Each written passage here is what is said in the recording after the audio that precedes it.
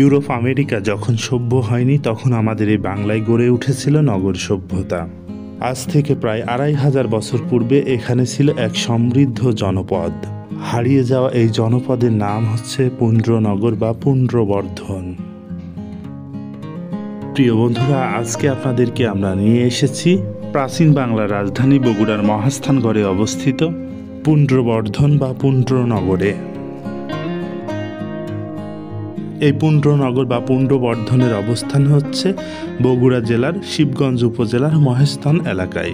এটি বগুড়া শহর থেকে ১৩ কিলোমিটার উত্তরে করতোয়া নদীর পশ্চিম পাড়ে অবস্থিত।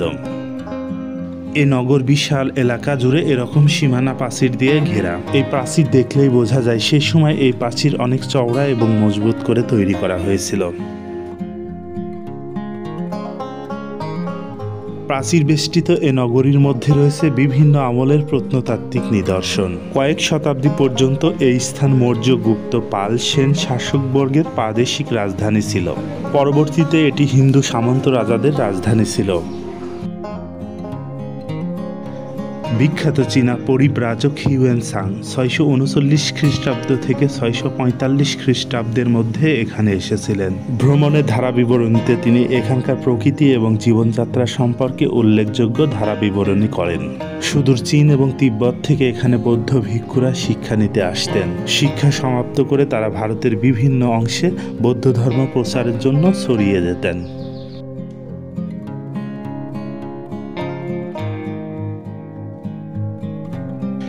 এছাড়াও এখানে ইসলাম ধর্ম প্রচার করতে আসেন ফকির বেশি দরবেশ হজরত শাহ সুলতান মাহমুদ বলকি রহমাতুল্লাহ মহিসওয়ার। কথিত আছে তিনি করতোয়া নদী দিয়ে বিশাল আকৃতির মাছের পিঠে চড়ে ইসলাম ধর্ম প্রচারের জন্য এই প্রাচীন মহেশস্থান রাজ্যে প্রবেশ করেন। মহেশস্থান বাজার এলাকায় তার মাজার রয়েছে। এখানে আসলে আপনি দেখতে পাবেন ১ বর্গ কিলোমিটারেরও বেশি জায়গা প্রশস্ত প্রাচীর দিয়ে ঘেরা। এখানে এই প্রাচীর মূলত সেই ২৫০০ বছরের প্রাচীন ধ্বংসপ্রাপ্ত পুন্ড্রনগরকে বেষ্টন করে রয়েছে চারদিক থেকে। ১৮০৮ সালে ফ্রান্সিস বুকানন হ্যামিল্টন প্রথম এই নগরী চিহ্নিত করেন। ১৮৭৯ সালে ব্রিটিশ প্রত্নতাত্ত্বিকবিদ আলেকজান্ডার কানিংহাম প্রথম এই প্রাচীন ঐতিহাসিক নগরীকে পুন্ড্রবর্ধনের রাজধানী রূপে নিশ্চিত করেন। ১৯৩১ সালের খননে এখানে সন্ধান মেলে প্রাচীন ব্রাহ্মী লিপির। সেই লিপিতে পুন্ড্রনগরের প্রাদেশিক শাসক সম্রাট অশোক দুর্ভিক্ষ পীড়িত মানুষদেরকে খাদ্যশস্য ও অর্থ সহায়তা প্রদানের নির্দেশ দেন। এসব তথ্য উপাত্তের ভিত্তিতে প্রসিদ্ধ এ নগরীর প্রমাণ মেলে। এখানে ছড়িয়ে থাকা কয়েক কিলোমিটার জায়গা জুড়ে বিভিন্ন প্রাচীন স্থাপনার ধ্বংসাবশেষ রয়েছে। এখানে বিভিন্ন জায়গা জুড়ে খনন করলেই বেরিয়ে আসছে নতুন নতুন সব প্রাচীন স্থাপনা। এগুলো দেখলে সহজেই অনুধাবন করা যায় ২৫০০ বছর আগেও এখানে ইট পাথরে গড়ে উঠেছিল এক সমৃদ্ধ সভ্য নগর।